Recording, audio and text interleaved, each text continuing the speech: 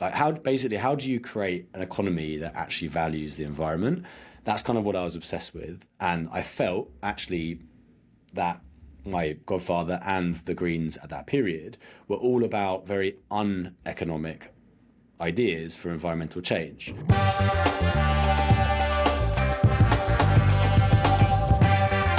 Pre-April 2020, okay, what would you say the main milestones in your career were that took you on the path to setting up BeZero in early 2020? I left university and went into politics. I spent 5 years working in what's called public affairs. Started my career with my godfather, actually, who was and is a big inspiration for me. He was one of the first, he was technically the first ever elected Green politician in the state parliament in Hamburg in the 1970s for the Green Party. And he was one of the founders of the Green Party when the Green Party was really a big German student anti-nuclear movement, really. And his sort of one of his most famous claims to fame was he was the first president of the Greens in the European Parliament.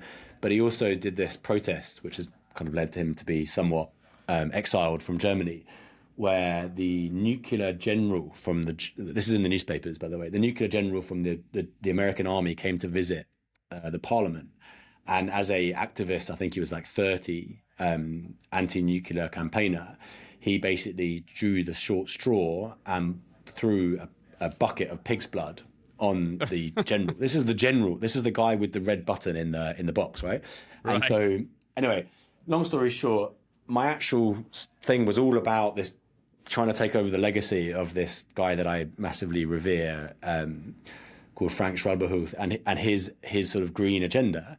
And I spent a lot of my time interning with him over the various summers from when I was 15 all the way to when I was 23.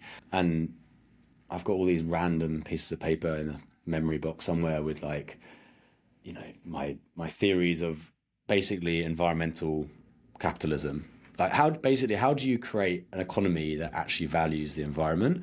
That's kind of what I was obsessed with. And I felt actually that my godfather and the Greens at that period were all about very uneconomic ideas for environmental change. So a lot of the founding idea came about, it's like, well, you know, capitalism, whatever, it's got its problems, and yes, there are better ways of doing it, but I can't change everything all at once all the time. Like, let's pick off what stuff we can chew. And having an economic philosophy was really the thing that I felt was missing from the Green movement, and I still think, you know, to which point it is. I completely agree. Yeah, and so I think, you know, my first milestone, again, I treat myself in a very peculiar way, but like, it was, can I get a sense of what governs the body politic? Can I get a sense of, you know, how do people think? How decisions made? How is influence created?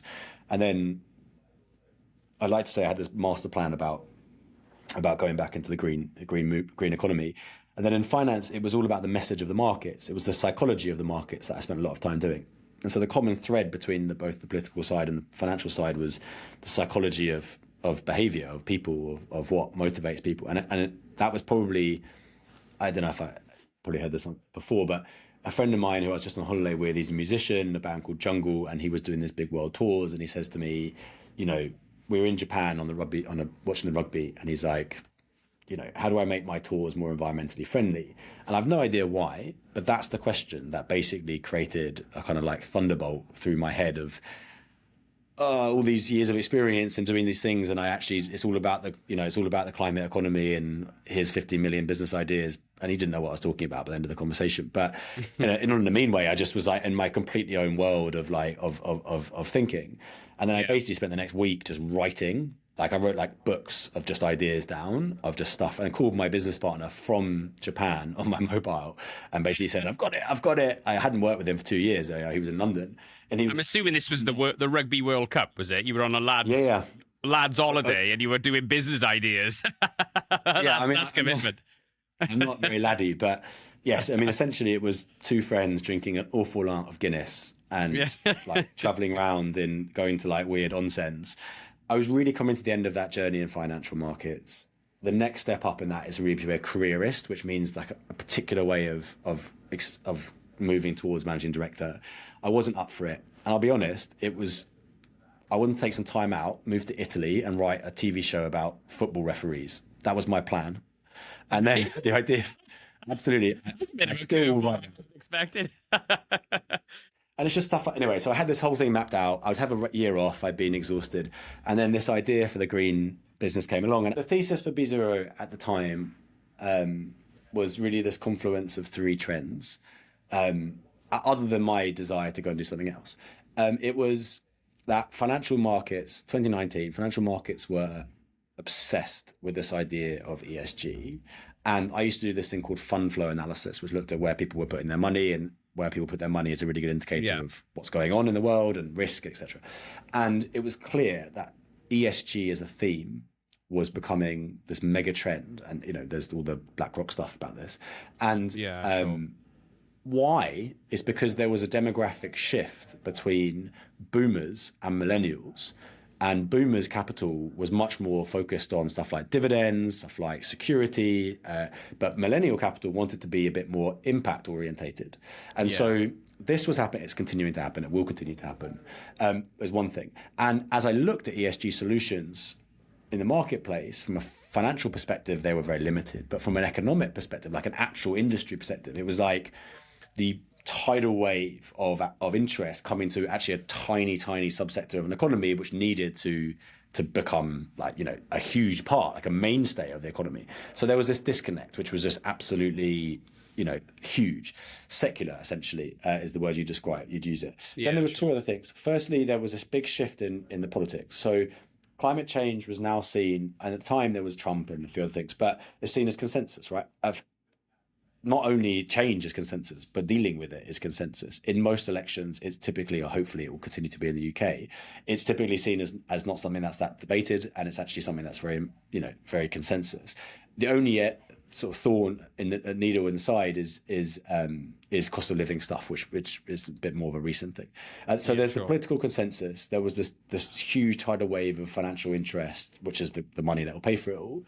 And the third bit was that you were starting to see the actual economic impact of stuff like forest fires, destroying one of the biggest utilities in California, or, all of Australia, basically, not all of it, but large parts of Australia being on fire. And so, and Greece as well. These obviously is getting worse and worse in Europe these days, but 9 out of 10 of the biggest migration events were climate change related. So whether it's flooding or fires or whatever. And so you're seeing this kind of, this huge confluence of activities. And I just really felt that it was the time to go and try to put my money, limited, savings that I had in terms of investing in a business, but also put my skills behind the agenda that I most believed in. And I think that this is still a pitch for people that come and work here. It's like the biggest climate activists, in my opinion, are those people that actually vote with their careers. Because that's really where you're putting the day in, day out activity. It's not, it's all very well campaigning, but my pitch internally is their data team. They're arguing about the validity of some sort of forest in South America and the finer points of this or this trend. It's like, for me, that's 1,000 times more climate activist than stopping traffic in a street. Because you're actually trying to do the actual work which creates an economic solution, which creates a trend.